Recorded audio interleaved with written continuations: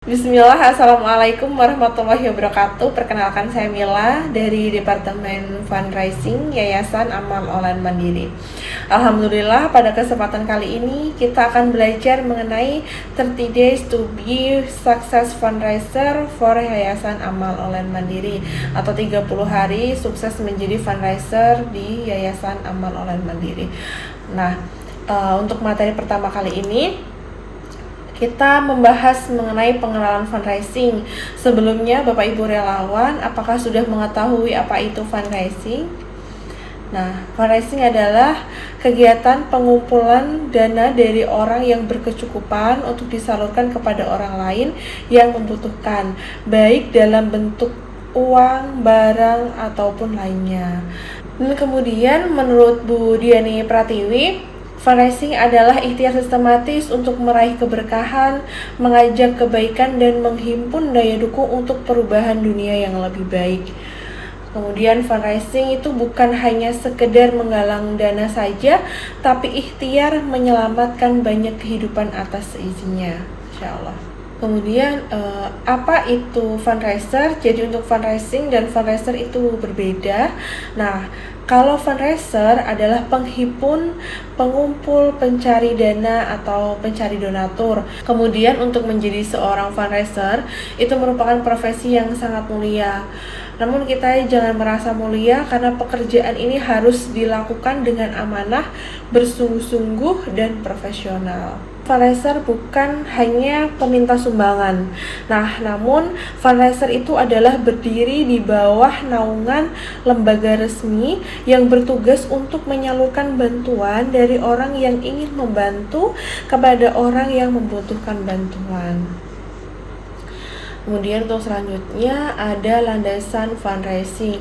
Untuk landasan fundraising yang pertama adalah menyeimbangkan harta antara si miskin dan si kaya. Allah Ta'ala berfirman, supaya harta itu jangan beredar di antara orang-orang kaya saja di antara kamu, dalam Quran Surat Al-Hasyr ayat 7. Nah, kemudian untuk landasan fundraising yang kedua adalah mengingatkan bahwa hisab harta itu lebih berat. Jangan lupakan kewajiban terhadap harta. Rasulullah SAW bersabda, tidak akan bergeser kedua kaki anak Adam di hari kiamat dari sisi Rabbnya hingga dia ditanya tentang 5 perkara. Di antaranya tentang hartanya, dari mana ia dapatkan, dan dalam hal apa saja harta yang ia keluarkan. Hadis riwayat At-Tirmidzi. Kenapa kita harus fundraising? Yang pertama adalah nas atau tuntunan agama.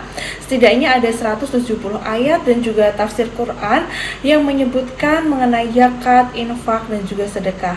Nah, yang kedua adalah nurani. Karena pada dasarnya manusia itu fitrahnya baik, selalu ingin membantu saudara-saudaranya yang kekurangan atau yang membutuhkan, dan juga suka dengan kegiatan sosial. Nah, kemudian yang ketiga adalah nalar, mengatasi permasalahan sosial dan juga ekonomi masyarakat. Nah, kemudian ada tanggung jawab fundraiser. Untuk tanggung jawab fundraiser itu yang pertama, kita harus memahami isu atau masalah sosial yang menjadi fokus campaign atau program. Nah, untuk saat ini, Indonesia membutuhkan sekitar 6.164.000 Al-Quran. Namun dari Kemenak hanya bisa menyalurkan bantuan sekitar 1.700.000 Al-Quran. Kemudian juga di Yayasan Amal Online sendiri ini terdapat 251 lembaga yang mengajukan untuk pengajuan Al-Quran dengan total 67.305 Al-Quran. Nah, itulah yang akan menjadi isu atau itu yang akan kita angkat untuk menjadi suatu program atau campaign seperti itu. Kemudian yang kedua, program harus memberikan dampak sosial yang nyata kepada masyarakat. Sehingga program ini harus memberikan dampak sosial yang nyata. Misalkan santri jadi banyak hafalan, kemudian mencetak tahfidz Quran, kemudian juga bisa mencetak guru-guru ngaji di lingkungan mereka masing-masing, seperti itu. Jadi harus ada outputnya. Kemudian yang ketiga, memberikan laporan pertanggungjawaban penggunaan dana kepada donatur, sehingga dalam pertanggungjawaban dana ini kita bersifat transparansi. Untuk materi selanjutnya ada etika dalam fundraising. Apa aja sih etika yang harus kita pahami ketika kita berfundraising? Yang pertama, tentunya kita harus komitmen pada tujuan yayasan. Yang kedua, kejujuran dan transparansi dana kepada donatur. Nah, yang ketiga itu kita harus melindungi privasi donatur. Jangan sampai kontak donatur, nomor WhatsApp ataupun data donatur lainnya bisa tersebar di luar dari yayasan. Kemudian yang keempat, penerimaan dana donasi dengan tulus. Yang kelima, menangani komplain dengan baik dan santun. Jika ada donatur yang komplain, maka kita harus layani juga dengan sepenuh hati, kita kasih pengertian, dan tak lupa kita juga harus minta maaf untuk di awalannya. Kemudian yang terakhirnya, kita doakan donatur agar donatur tergerak hatinya kembali untuk berdonasi kembali di Yayasan Amal Online Mandiri. Selanjutnya ada macam-macam fundraising. Nah, fundraising itu ada berdasarkan produknya. Produk kebutuhan masyarakat yang sering digalangkan donasinya itu bisa berupa musyaf Al-Quran, sumur, sarana dan prasarana pondok atau masjid, kemudian donasi untuk makanan buka puasa, sahur, kemudian juga bisa kita sebut juga dengan donasi hari Jumat atau Jumat Berkah. Kemudian yang kedua ada berdasarkan medianya. Nah, berdasarkan medianya itu kita bisa melalui online, juga bisa melalui offline. Jika donasi melalui online, itu kita biasanya menggunakan platform, menggunakan WhatsApp, seperti itu. Kemudian jika offline, kita biasanya canvassing offline, presentasi CSR, charity, telepon, dan lain sebagainya. Kemudian yang ketiga ada berdasarkan jenis sedekahnya.